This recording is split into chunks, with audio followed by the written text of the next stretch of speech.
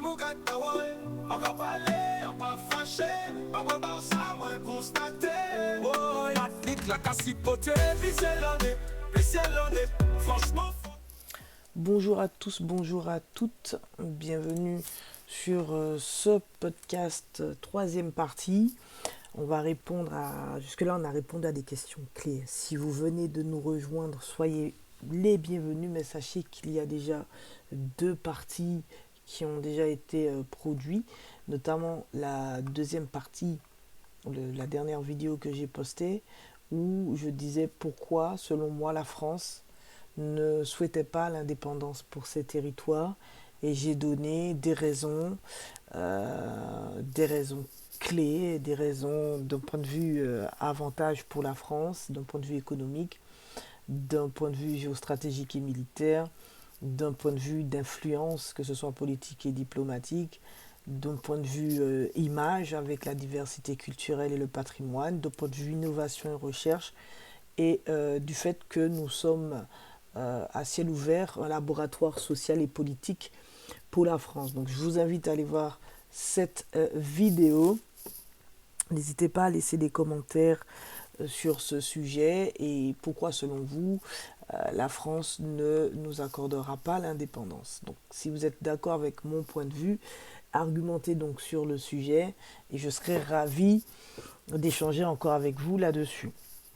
J'ai donné sur cette question deux exemples, la Nouvelle-Calédonie et la Corse, car ces deux territoires ont des statuts d'autonomie particuliers, un statut avancé pour la Nouvelle-Calédonie, très très avancé, aux portes même de l'indépendance, sous 3 référendums, et un statut aussi d'autonomie assez avancé pour la Corse, mais toujours intégré pleinement au sein de la démocratie française.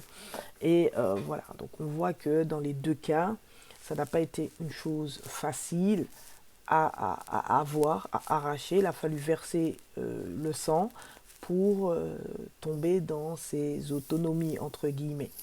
Donc là, aujourd'hui, la partie 4 que je vous la partie 3 pardon, que je vous propose, c'est une question assez simple. Peut-on quantifier les flux et transferts de revenus en direction de la métropole?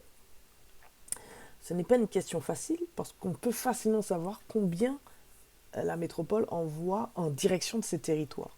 Et oui, ça c'est une information qu'on peut facilement savoir et c'est une information qui se retrouve, une évaluation approximative qui se retrouve dans une étude de l'INSEE qui date de 2017 où il a été estimé que les territoires recevaient, c'est-à-dire l'ensemble des territoires recevaient 15 milliards d'euros par an en transfert public.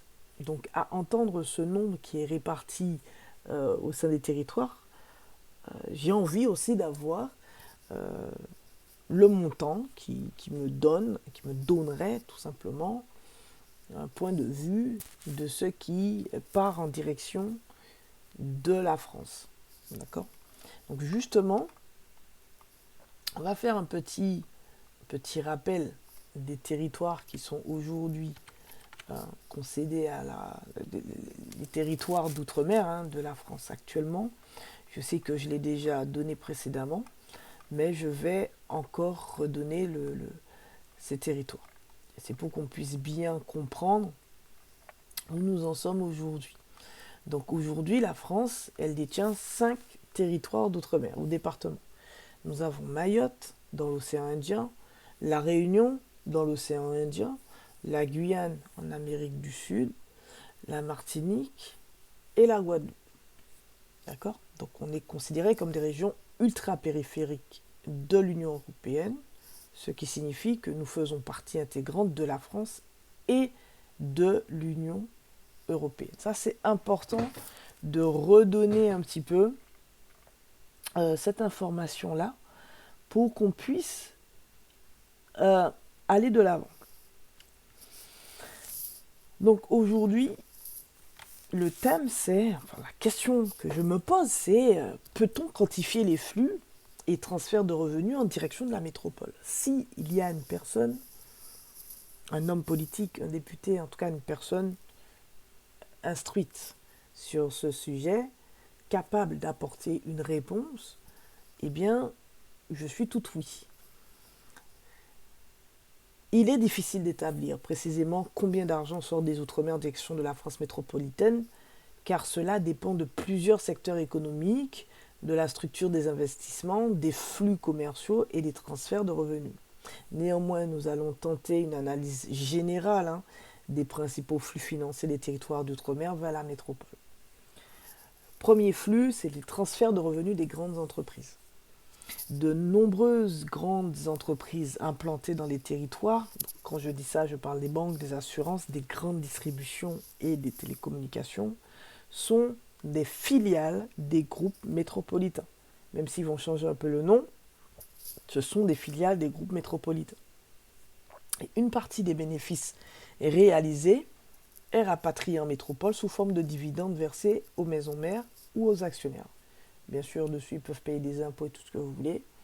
Et donc, la France, l'État français prend sa part dans ce sens. Ces grandes enseignes, ces grandes entreprises ont des monopoles ou des positions dominantes. Ça, c'est certain. Elles soutiennent ainsi l'économie et les investissements, mais de la métropole. Les services bancaires, d'assurance et de télécommunications sont dominés par de grands groupes français, normal, et ils envoient également des dividendes, des frais divers vers leur siège en métropole. Ça, j'insiste, je le redis d'une autre manière, mais c'est pour que vous puissiez bien comprendre. Si on fait un pont avec le passé, la compagnie avait cédé aux colons qui s'étaient installés dans les Caraïbes, des monopoles. D'accord ? Des monopoles pour pouvoir garantir une bonne production et tirer un maximum de profit des colonies. Donc, dans cet état d'esprit, j'aimerais qu'on fasse un zoom sur un dispositif. Parce qu'il y a des dispositifs fiscaux spéciaux qui encouragent les investissements des métropolitains en Outre-mer, surtout dans l'immobilier et les infrastructures, ce qui stimule indirectement l'économie nationale. Donc, j'aimerais qu'on parle de la loi Girardin pour l'investissement Outre-mer avant d'aller plus loin dans cette vidéo. D'accord ? La loi Girardin, j'aimerais qu'on en parle. C'est une loi qui a été adoptée en 2003. Donc, c'est un dispositif de défiscalisation conçu pour soutenir le développement économique des départements et territoires d'outre-mer.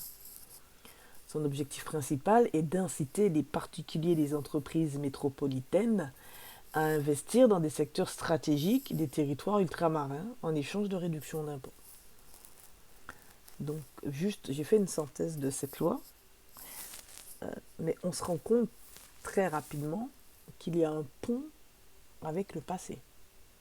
Il y a un pont avec le passé, avec cette compagnie qui accordait à des investisseurs et à des colons la possibilité de venir investir dans des secteurs stratégiques, donc industriels, au sein des colonies. Donc, tout de suite, dans ce dispositif de défiscalisation, moi, j'ai ressenti un malaise par rapport à ça. Je ne vais pas vous mentir, j'ai ressenti un vrai malaise par rapport à ça, parce que s'il faut en profiter de ce passage pour parler de la fiscalité et de l'investissement durant la colonisation, on peut y aller. Et je vous propose de faire avec moi ce bond pour que vous puissiez comprendre mon malaise et me dire en commentaire ce que vous en pensez. Durant la colonisation, la fiscalité des investissements d'outre-mer, notamment dans les Antilles françaises, suivait des logiques très spécifiques, axées sur l'exploitation des ressources locales et le profit pour la métropole. Je sais, je me répète. Mais voici comment ils étaient organisés. Donc, dans les colonies, les colons, souvent planteurs, maîtres, commerçants, tout ce que vous voulez, n'étaient pas soumis aux mêmes impôts que les citoyens de métropole. Donc, la France appliquait plutôt des taxes indirectes et des droits de douane. Donc les droits de douane et taxes à l'exportation sur des produits exportés vers la métropole comme le sucre, le rhum et le café étaient souvent lourdement taxés à l'arrivée en France. Donc à l'époque, ces droits alimentaient directement le budget de l'État français. Il y avait une taxe sur les esclaves, taxation des esclaves et capitation. Dans certaines colonies, un impôt direct était perçu par capitation sur chaque esclave payé par les propriétaires. Donc cela générait des recettes tout en assurant le contrôle économique des populations serviles et locales. C'est triste à dire, mais ça servait à ça. On avait aussi une notion de monopole, c'est-à-dire que la compagnie, donc la compagnie des Indes occidentales, avait des monopoles d'import-export appliquant des prix et des taxes qui avantageaient la métropole. Sur la notion des monopoles, aujourd'hui la compagnie, certes, elle n'est plus, mais on ressent l'héritage de son mode de fonctionnement par les descendants des colons qui ont exploité la Martinique à la base pour le bien, enfin pour les bénéfices de la France à l'époque. On sent aussi qu'ils ont récupéré un peu le monopole de l'import et de l'export aussi. Donc il y a des schémas qui se répètent aujourd'hui et qu'on ne voit pas forcément, on n'a pas forcément vu ces schémas évoluer avec la mise en place de la République. Ils ont été absorbés, transformés, mais ils n'ont pas réellement, il n'y a pas eu de rupture. D'accord ? Toujours dans le passé, donc là j'ai parlé juste fiscalité et prélèvement, mais j'aimerais qu'on aille un peu plus loin avec l'investissement et l'infrastructure. Parce que comme je vais parler de la loi Girardin, c'est intéressant que je vous parle de ça maintenant pour qu'on puisse progresser dans cette loi. Donc les investissements dans les colonies, parce que c'est ce dont est question de la loi Girardin. C'est une loi qui permet d'investir au sein des outre-mer, des territoires. D'accord ? Eh bien, à l'époque, les investissements dans les colonies étaient principalement orientés vers des infrastructures servant les intérêts de la métropole. Alors, qu'est-ce que ça veut dire ? Donc, c'était orienté vers des plantations et usines de transformation. Et vous verrez, si je fais le pont tout de suite avec la loi Girardin, comme ça, disons qu'on n'en parle qu'une fois pour toutes, eh bien, dans cette loi, elle s'applique sous deux formes principales. D'accord ? On a un dispositif Girardin dit industriel. Donc, restez bien avec moi, on fait un pont. Le dispositif Girardin industriel, loi adoptée en 2003, permet de financer l'acquisition de matériel et d'équipements industriels pour les entreprises locales. Les investisseurs peuvent bénéficier d'une réduction d'impôt sur le revenu ou d'impôt sur les sociétés en finançant des projets d'acquisition de matériel productif, machines, équipements, véhicules, etc. dans les Outre-mer. Son mode de fonctionnement, écoutez, une société en métropole ou un particulier investit dans un projet d'équipement en partenariat avec une entreprise d'Outre-mer. Une réduction d'impôt est accordée aux investisseurs, souvent équivalente à une grande part de leur mise initiale, en échange de l'aide fournie à l'entreprise locale. Les secteurs concernés par ce dispositif aujourd'hui sont l'agriculture, l'industrie, le tourisme, les énergies renouvelables, la pêche, bref, des secteurs jugés prioritaires pour le développement économique. Ça, c'est le dispositif que nous avons aujourd'hui. D'accord ? Donc, si maintenant on refait un bond dans le passé en ce qui concerne la fiscalité et l'investissement durant la colonisation, et que je vous dis que les investissements dans les colonies étaient principalement orientés vers des infrastructures, on a ici plantation et usines de transformation. Donc on retrouve un petit peu la première phase de la loi de Girardin par rapport aux investisseurs. Et donc les investisseurs métropolitains à l'époque de la colonisation finançaient les plantations de canne à sucre ainsi que les premières usines de transformation pour maximiser les profits sur place. Alors vous allez me dire, ouais, mais on ne voit pas trop le rapprochement. aujourd'hui, avec la loi Girardin, c'est uniquement des investisseurs métropolitains qui investissent dans des sociétés locales. Mais elles vont choisir une société locale qui est capable de montrer, d'aligner des chiffres, de montrer qu'elle a fait ses preuves. Le plus souvent, dans les Antilles françaises, au sein des Antilles françaises, c'est les descendants de colons qui ont cette force de frappe, puisqu'ils détiennent des chaînes de transformation. Ah, on retrouve les mêmes mots que par le passé. Ils ont des usines de transformation, ils ont des plantations de bananes, ils ont ils font des accords, j'utilise aussi cela pour la distribution et la grande distribution. Bref, on voit qu'ils sont plus crédibles qu'un simple, je ne sais pas moi, un jeune Martiniquais ou une jeune Martiniquaise qui désire entreprendre et qui apportent leur dossier. Ils sont beaucoup plus crédibles et donc ils sont beaucoup plus privilégiés.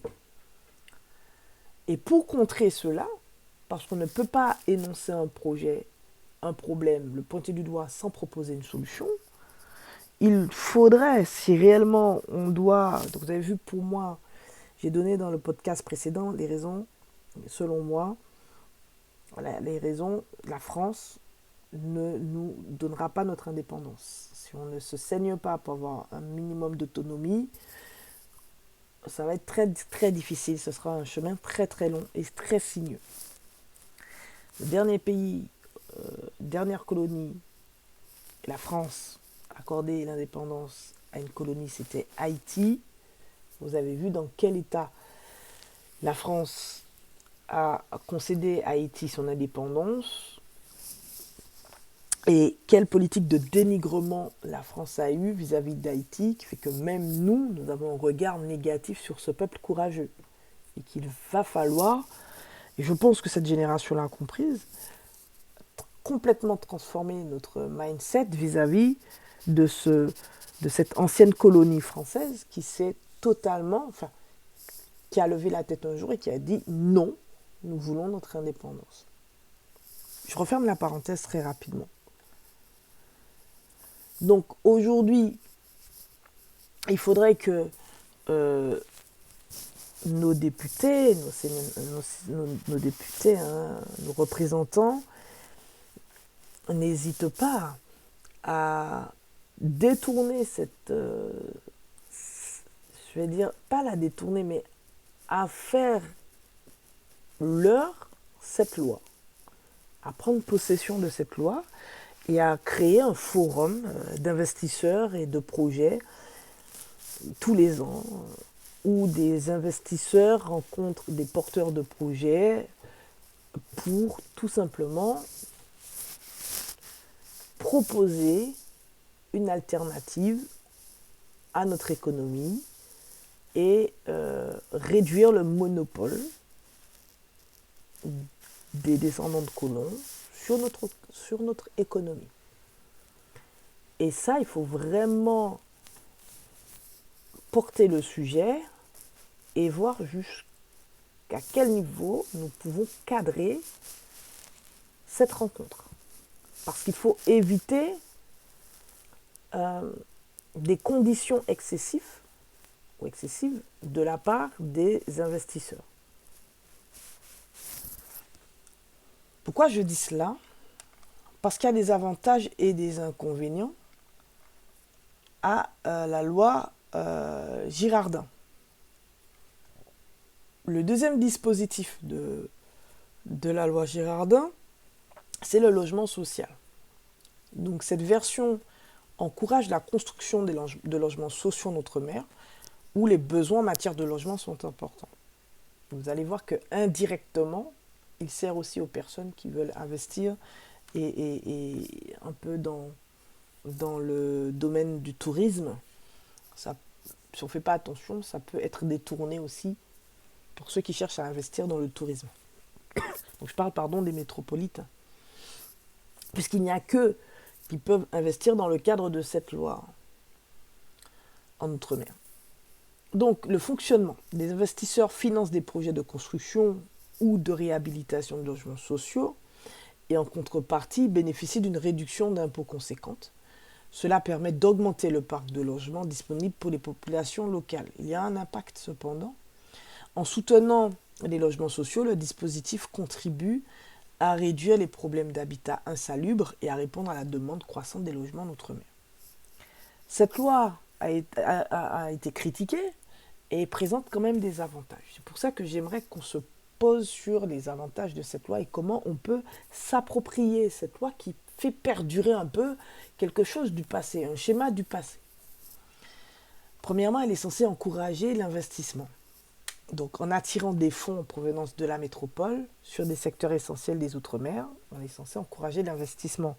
Donc, indirectement, de conserver nos têtes bien pleines et de les faire rester en Martinique, créer leur société, créer de l'emploi et faire diminuer le monopole des personnes déjà en place. Donc, effectivement, ça fait partie de l'avantage de cette loi. Qui dit développement économique dit emploi. Donc, en finançant l'industrie et le logement, elle est censée aider à l'économie locale. Réduire aussi la dépendance. Parce que si on vient à diversifier l'économie locale, ça va réduire la dépendance vis-à-vis d'importations. Donc, on importe quoi? On importe plus de 80% de notre nourriture, des équipements, etc., etc. Donc, si nous pouvions produire des équipements ou mettre en place des usines de transformation de nos produits locaux pour produire ce dont nous avons besoin, effectivement, notre dépendance vis-à-vis des importations se réduirait et on stimulerait plus la capacité locale de production sur différents domaines. Je vous l'ai dit, cette chaîne, elle est là pour qu'on puisse aussi porter une réflexion sur comment nous pouvons atteindre une certaine autonomie économique par notre propre moyen en se basant sur ce que nous avons déjà. Bien que ce que nous avons déjà n'est qu'un schéma répétitif d'un système colonial établi par Richelieu et qui date. Voyons les critiques de cette loi. Eh bien, il y a un risque financier pour les investisseurs. Il y a une coquille. Si cela ne s'arrêtait qu'à cela, pourquoi pas? Mais il y a une coquille. Et cette coquille, pour moi, au sein de cette loi, pousse les investisseurs à choisir ceux qui sont déjà en place, c'est-à-dire ceux qui ont déjà le monopole, pour limiter leurs risques. Et voici ce dont je vais parler maintenant. Si le projet financé ne respecte pas les conditions prévues, alors les conditions prévues, ça veut dire quoi? Prévues par qui? Est-ce que c'est de commun accord, c'est-à-dire entre le porteur du projet et l'investisseur, ou est-ce que strictement des conditions prévues par l'investisseur? On se pose la question. Et puis il y a aussi les conditions prévues par le texte de loi. D'accord? Bon. Si le projet financé ne respecte pas les conditions prévues ou si l'entreprise locale fait faillite, les investisseurs peuvent perdre leur avantage fiscal et devoir rembourser les réductions d'impôts obtenues, c'est-à-dire la totalité. Donc ça déjà, un investisseur, ça déjà, ça le bloque. Je vais vous parler business. Franchement, si je fais du business, que je veux investir et que j'ai ce risque financier qui pèse sur ma tête, soit ça me pousse en tant qu'investisseur à prendre mes responsabilités et à m'investir plus dans le business local et donc à mettre des conditions pour m'assurer que tout va se passer au mieux, que je vais toucher mes bénéfices, ou soit je m'oriente vers des personnes qui ont l'habitude et qui ont le monopole. Et c'est ce qui se passe dans le secteur de la grande distribution le plus souvent. On voit des sociétés de grande distribution françaises qui ouvrent des filiales en Martinique, qui s'associent avec des personnes qui ont déjà des monopoles dans la distribution, dans la transformation, dans l'import, dans l'export. Et le reste de la population se trouve totalement démunie, dans l'incapacité d'aller plus loin, de proposer des choses qui peuvent rendre notre économie très intéressante. Parce que n'oubliez pas, dans le podcast précédent, je donne les raisons pour lesquelles la France ne va jamais nous donner notre indépendance. C'est parce que nous avons tout ce dont on a besoin pour rayonner nous aussi. Alors, quand je dis rayonner nous aussi, avec nos capacités, mais il faut les développer. Il faut que nos têtes reviennent au sein de notre territoire, non seulement pour donner une vigueur, un second souffle à cette génération vieillissante, mais aussi pour porter des projets innovants et réduire le monopole de ceux qui l'ont. Donc en résumé, la loi Girardin reste un dispositif important pour le développement des territoires en matière d'investissement industriel et de logement social. Son cadre fiscal favorable encourage l'investissement extérieur, même si des réformes ont été suggérées pour maximiser les effets directs sur les économies locales. Deuxième critique d'efficacité, certaines personnes critiques estiment que la loi Girardin bénéficie davantage aux investisseurs qu'aux économies locales et que les retombées pour les populations ultramarines sont parfois limitées. Et c'est exactement ce que l'on vit au quotidien. Donc vous avez vu, on a un petit peu abordé le sujet de la fiscalité durant la période coloniale. D'accord ? Et on a fait un pont avec la loi Girardin. Donc vous voyez bien qu'on est plutôt dans la répétition de ce schéma au lieu d'être dans quelque chose, dans une rupture qui apporte aux sociétés, aux entreprises locales, un souffle et un certain équilibre, en tout cas. Donc, je reviens dans le passé. Donc, l'investissement et l'infrastructure. Nous y étions, on a vu plantations et usines de transformation. Regardons les ports et voies de transport. À l'époque, l'État investissait dans le développement des ports et des routes pour faciliter l'exportation des marchandises vers la métropole. Système de contrôle et d'administration, des fonds étaient alloués pour maintenir une administration coloniale efficace avec des infrastructures militaires et judiciaires pour protéger les investissements et garantir la sécurité des colons. Malheureusement, on se rend compte que la France, même lorsqu'elle parle d'autonomie, même lorsqu'elle accorde des autonomies propres à chaque situation, je pense à la Nouvelle-Calédonie, je pense à la Corse, conserve toujours l'aspect militaire et judiciaire pour protéger ses investissements et garantir la sécurité de ces... on ne parlera plus de colons, mais on parlera des grandes entreprises qui ont des monopoles sur les territoires, au sein des territoires d'outre-mer. N'hésitez pas à m'arrêter ou à me corriger dans les commentaires. Restons toujours dans le passé et voyons comment les monopoles et les privilèges commerciaux s'exerçaient. Les grandes compagnies commerciales créées par l'État, donc quand je parle de grandes compagnies à cette époque, c'était la Compagnie des Indes occidentales ou la Compagnie des Amériques, contrôlaient les échanges et les ressources.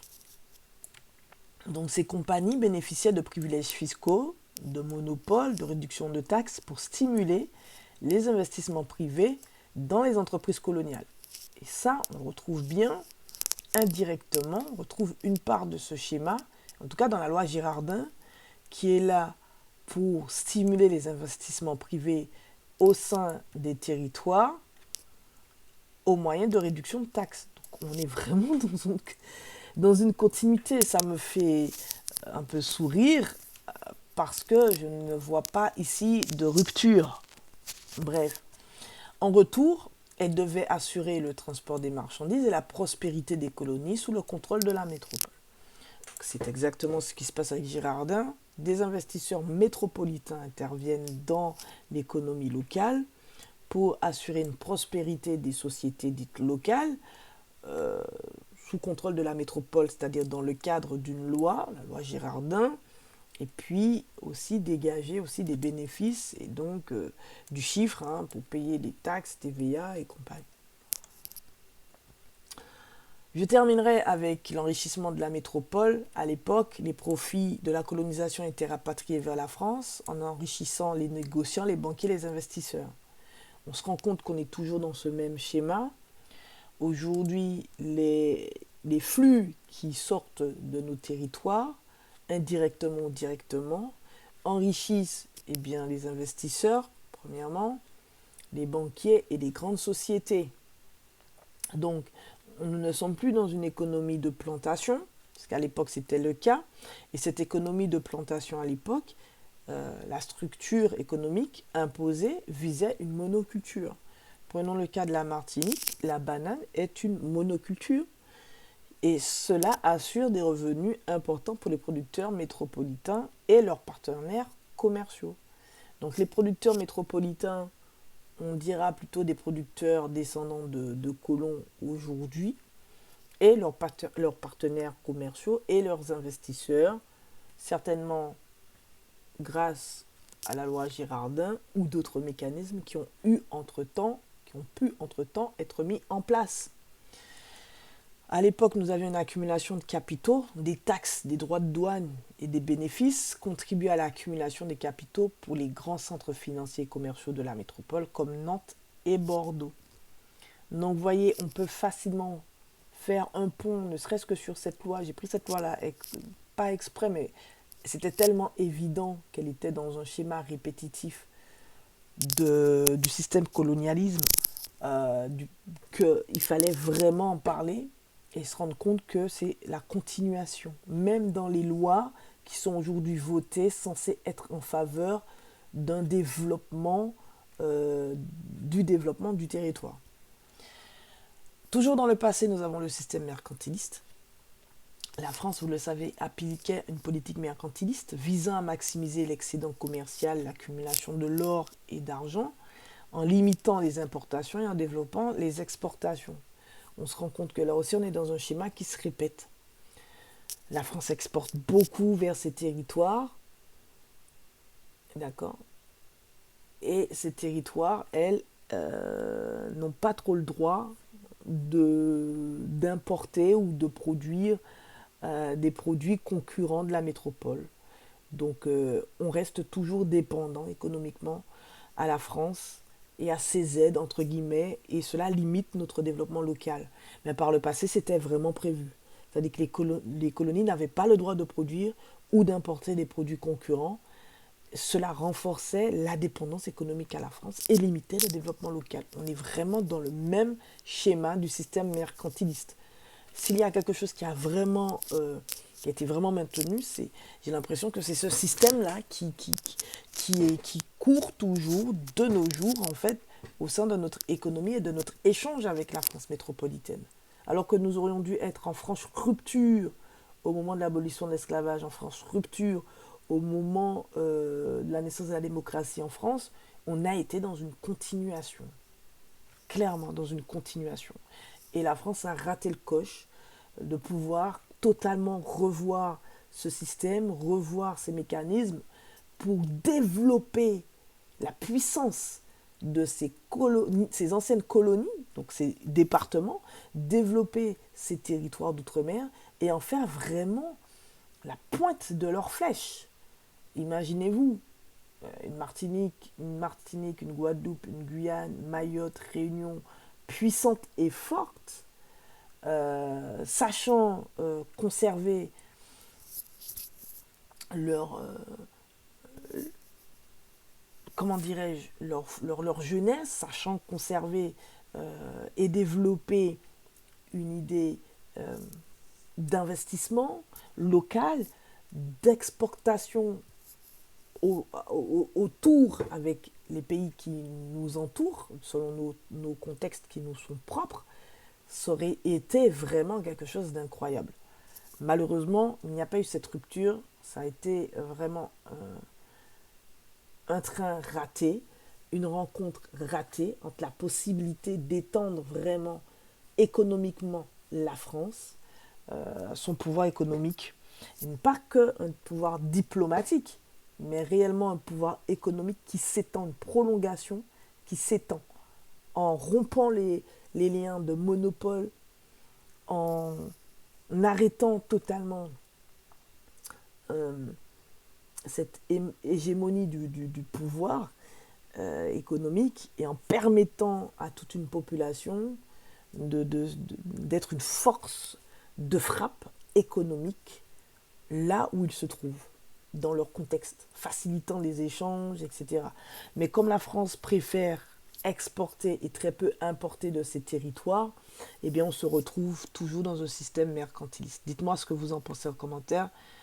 Il serait intéressant pour moi d'échanger avec vous. Donc quelles sont les conséquences, tout simplement, de cette fiscalité investissement durant la colonisation? Eh bien malheureusement pour nous, ces mesures ont souvent appauvri les économies locales et limité les opportunités d'autosuffisance dans les colonies. Donc ce système d'investissement et de fiscalité a maintenu une forte dépendance envers la métropole, tout en contribuant à des inégalités économiques et sociales profondes qui continuent d'avoir des répercussions aujourd'hui. Et oui, aujourd'hui, nous sommes dans un schéma de continuation. Et on maintient toujours ce type d'échange. Et vous allez le voir, je refais un pont, on revient dans le présent, si vous voulez bien, et regardez en quoi l'économie et les échanges commerciaux sont toujours dans cette continuation. N'oubliez pas que le but de cette vidéo aujourd'hui, c'est de répondre à la question: peut-on quantifier les flux et transferts de revenus en direction de la métropole? Donc j'ai fait un bond dans le passé, je vous ai parlé d'une loi pour vous montrer qu'on est dans une continuation, dans une répétition de schéma. Il n'y a pas de rupture, il n'y en a pas eu.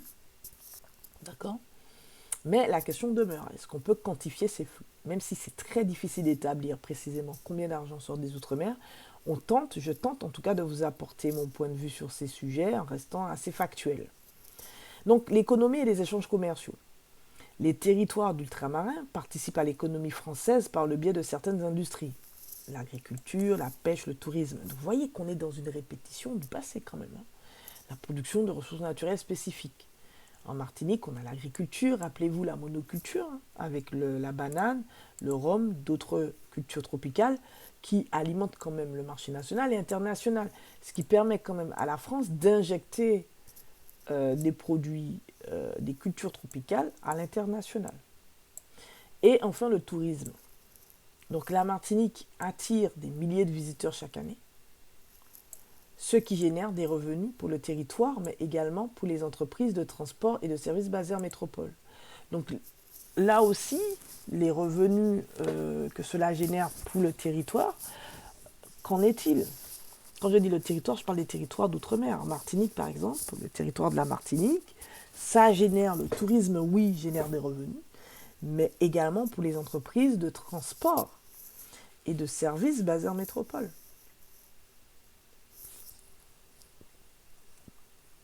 En ce qui concerne les importations et le commerce, les territoires d'outre-mer importent une grande partie de leurs biens de consommation et produits alimentaires de la métropole.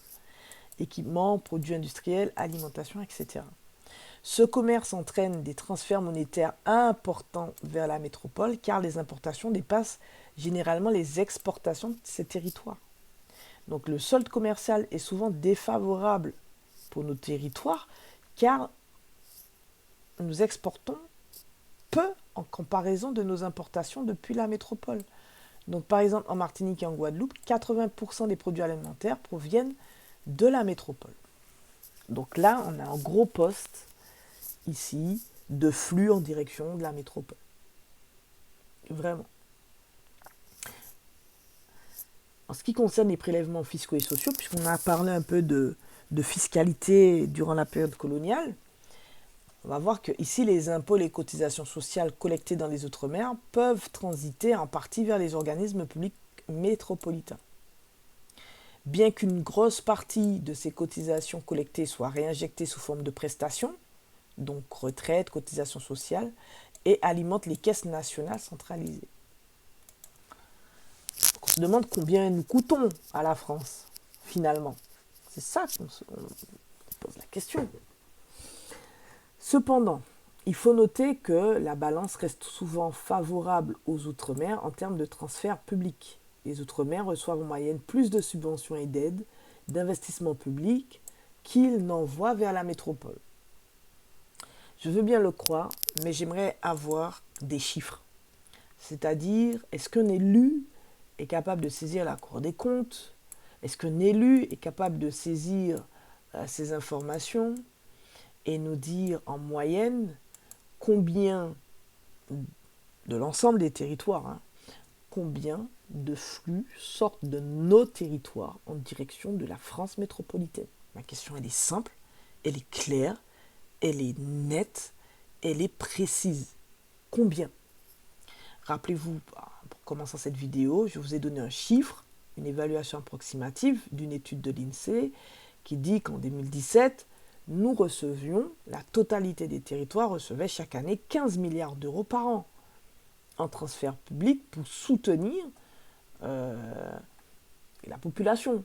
Donc moi, ok, j'entends, très bien, mais combien sortent de nos territoires en direction de la France métropolitaine? C'est une vraie question. Dans le secteur financier et investissement immobilier, est-ce qu'on peut essayer de quantifier cela? L'immobilier représente un secteur important dans les Outre-mer avec de nombreux investisseurs métropolitains qui acquièrent des propriétés pour des raisons fiscales et touristiques. Oui, je prends le cas de la Martinique, les plages du Sud sont quasiment, s'ils pouvaient tout privatiser, ils privatiseraient tout. Maintenant, il faut payer des parkings pour accéder à une plage qui était publique. La mer appartient à tout le monde. Je viens de vous dire. Mais oui, les grosses sociétés qui gèrent les locations saisonnières, les résidences, bref, ce type de secteur, hôtellerie, etc., génèrent aussi des bénéfices et des flux financiers vers la métropole. On peut parler d'autres types de flux, comme donc le secteur du tourisme, hein, je l'ai dit, les grands hôtels, les infrastructures touristiques sont gérés par des groupes basés en France et les revenus, après réinvestissement locaux, peuvent être en partie rapatriés vers les sièges. Donc vous voyez qu'il est difficile de répondre concrètement à cette question. Pourtant, nous avons abordé la fiscalité et l'investissement durant la colonisation. Nous avons parlé d'un texte de loi Girardin, mais il est difficile de répondre à cette question tant que nous n'aurons pas une personne, un représentant capable de se lever et de poser la question. Je crois savoir qu'il y a déjà eu, à un moment donné, un représentant qui a posé la question, mais la question est restée sans réponse. Il serait intéressant, en 2024, d'avoir enfin une réponse. Et pourquoi pas que la France se dise qu'il y a un vrai enjeu à permettre au territoire de ne pas simplement être là pour, comment dirais-je, permettre à la France d'avoir une position géopolitique, une position militaire, etc., d'affirmer son positionnement d'un point de vue mondial sur tel ou tel sujet, mais de se dire qu'il y a une frappe économique à faire. Il y a quelque chose à développer. Premièrement, il faut assainir le terrain. La notion de monopole, il faut réduire cette notion de monopole. Il faut réduire cette notion de monopole en vraiment favorisant l'investissement, en favorisant les têtes bien pleines martiniquaises, guadeloupéennes, guyanaises, réunionnaises et de Mayotte aussi, à rester sur leur territoire et à développer des business vraiment innovants et vraiment orientés. Parce que l'innovation n'est pas dans le monde extérieur, l'innovation est en soi. C'est-à-dire que l'innovation se trouve dans notre culture, l'innovation se trouve dans l'observation de la nature, l'innovation se trouve là. Et lorsque, vu que nous vivons dans un contexte géographique et géopolitique, qui évolue avec sensiblement la même histoire, hein, parce que les petites Antilles et les grandes Antilles, nous avons tous la même histoire. l'Amérique du Sud, l'Amérique centrale, nous avons quasiment tous la même histoire de colonisation. Même l'Amérique du Nord aussi. Donc si nous arrivons à capter les bonnes énergies et les bonnes innovations, nous sommes en capacité de devenir un centre, par exemple, économique fort, industriel fort, tant bien sur la question de l'énergie, un pôle énergétique au sein de la Caraïbe, pouvons l'être, que d'un point de vue économique. Donc, il y a une rupture à avoir avec ces schémas du passé qui se répètent et commencer à former la nouvelle génération, ou même celle déjà existante, parce que c'est elle qui va, c'est nous qui allons poser les fondements, travailler les sujets pour amener des solutions. Parce que la solution ne viendra pas de la France métropolitaine. Il faut par contre que la France métropolitaine nous laisse faire et pose une rupture avec des mécanismes qui sont aujourd'hui inscrits dans la loi, comme la loi Girardin, qui est un truc à double tranchant. On se rend compte qu'elle va privilégier les descendants des colons. Et justement, je m'adresse à ces colons, ces descendants de colons, vous êtes nés en Martinique. Même si vous avez la peau claire, votre histoire et notre histoire sont liées. On ne peut pas renier ce point. La question est, comment voulez-vous vous positionner? Vous avez aussi besoin de partenaires dans votre vision économique, mais vous ne pouvez pas maintenir un monopole. Tout monopole cède à un moment donné. On l'a vu avec la compagnie, elle a changé de nom. Ensuite, elle s'est fondue dans quelque chose. Et tôt ou tard, ça va céder. Peut-être que ça va commencer avec notre génération, mais il serait plus intelligent de commencer à avoir une réflexion de partenariat avec la population martiniquaise, la population guadeloupéenne et la population guyanaise. Si vous n'êtes pas capable d'avoir cette réflexion avec nous, il va être difficile pour vous de tenir dans le temps. Bien que vous soyez extrêmement bien positionné financièrement, bien que vous ayez réussi à maintenir vos monopoles et que vous tentiez des implantations dans des îles ou dans les communautés, les pays aux alentours, à un moment donné, si nous nous structurons et que nous posons les jalons de notre réussite, votre monopole ne va pas durer. Peu importe vos capacités financières, cela risque malheureusement de basculer. Donc il serait plutôt intéressant de montrer, étant donné que nous sommes un laboratoire social et économique et politique, de quelle manière nous pouvons conjointement réformer notre système, recapitaliser sur nous-mêmes, faire revenir les forces vives, intellectuelles, et aussi les businessmen martiniquais et martiniquaises, il en existe, pour développer le pays.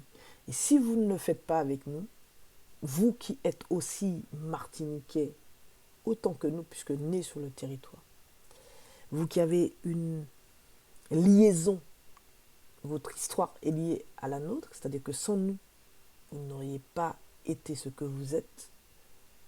Et malheureusement, sans vous, nous aurions été autre chose. Donc il faut avoir un état d'esprit qui transcende les choses et se dire qu'il est temps d'avoir une rupture, une vraie rupture avec les choses du passé. Si vous ne le faites pas, malheureusement, cela se fera sans vous. C'est ce que je pense, parce que quand je regarde le passé, à un moment donné, les choses changent, on a une rupture avec le passé, on a une évolution, et cette évolution transforme tout. on évolue, c'est bien cela, une évolution. Les mentalités évoluent, les systèmes évoluent, les civilisations évoluent. Donc certes, on peut avoir des schémas qui se répètent, mais à un moment donné, tout s'effondre. Et souvent, lorsque les choses se répètent, elles finissent par s'effondrer. Donc, il faut pouvoir innover. Et l'innovation, elle n'est pas à l'extérieur. Elle est chez nous, dans nos traditions, dans l'observation de la nature, dans notre compréhension du monde.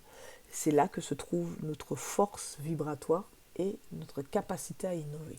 Dites-moi ce que vous en pensez dans les commentaires, mais je pense qu'il est important de comprendre cela. Pour la prochaine vidéo, on parlera de l'octroi de mer en Martinique, principalement, parce qu'il faut comprendre cette taxe spécifique appliquée aux importations. Et j'aurai des questions aussi pour ceux qui régissent notre collectivité vis-à-vis de cette taxe. Je pense qu'il est temps d'en parler. Quel était son but? Et aujourd'hui, pourquoi elle ne fonctionne pas? Ou du moins, est-ce qu'il ne serait-il pas préférable de prendre cela autrement?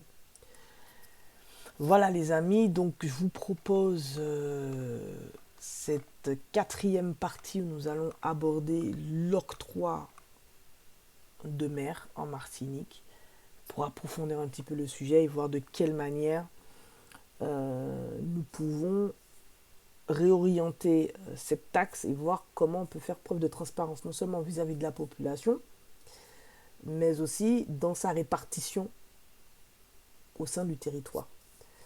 Prenez soin de vous, n'hésitez pas à me corriger, à échanger, à me contacter si besoin, ce sera avec un très grand plaisir et je vous dis à très vite sur cette chaîne.